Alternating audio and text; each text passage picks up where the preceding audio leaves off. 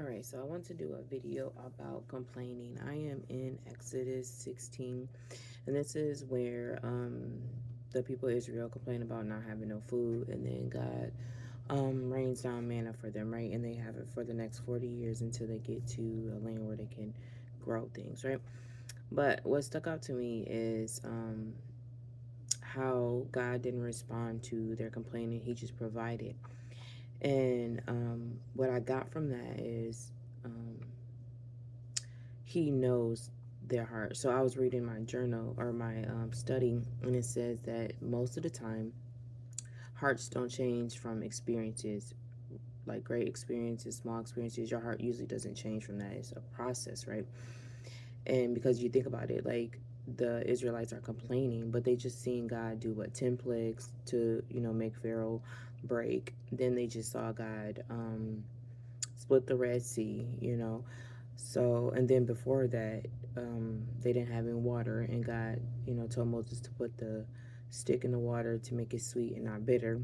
So all this stuff has already happened, and then they still get to, they're low on food, and they're complaining about to starve.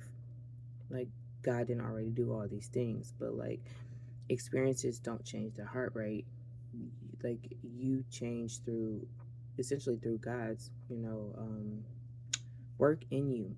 And so when they're complaining, God doesn't even respond at this point to their complaining. He just provides. And it's like, because he knows that their mind and their heart isn't right. It's still like a slave mind, slave heart, because they were slaves for so long. Now, if you go into Numbers, the first one I saw was Numbers 11. I haven't read the whole book of Numbers recently yet, so I don't know if that's the first one, but I looked it up, and it says that the people of Israel were complaining, and God got angry and said something, because it's like, okay, at this point, I've given you grace up until this point, but at this point, you know me. You should know me. You're my people. I've done this for you. I've taken care of you. You have not lacked for anything, and you're still complaining. Okay, I'm putting my foot down now. Like this, we're not going back and forth.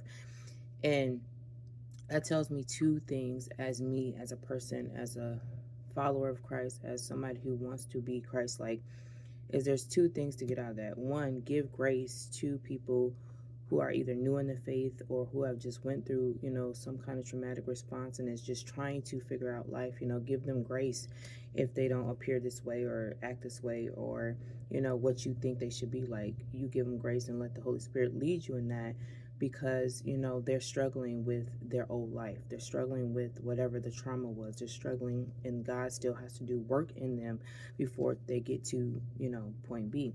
But also, number two, is you don't let people keep playing with you forever. Like, okay, you should have grown by now. You should not be in this, this stage by now. And like us as people, it's not our job to judge. It's not our job to rain down any kind of judgment. That's God's position. He can do all that like he does in Numbers and all the books. He has the authority to do that. We don't. But what we do have is the right to speak up and the right to put boundaries for people who, like the people of Israel, don't want to grow and don't want to act like this is not who I am, or this is not what God has done for you in your life, or all these other things. You're like, why are you still stuck in this mindset when the Lord has brought you through so much? If you're going to stay stuck in that mindset and it's going to bring me down, I can't have you around me anymore, because I'm trying to grow. And the way your mindset is, you're going to be stuck there, and I don't want to be stuck with you. So you have to use discernment, the Holy Spirit, in that area as well, to decide whether this person should be in your life, because God does not tell you that you have to keep everybody in your life just because they claim Christianity, or just because they're a family member, or just whatever the case may be. The Lord puts his foot down, and we are supposed to too, if he tells us to, because he doesn't want anybody else to stunt our growth and our walk with him, because that's what's number one. So thought I should share. Have a good day.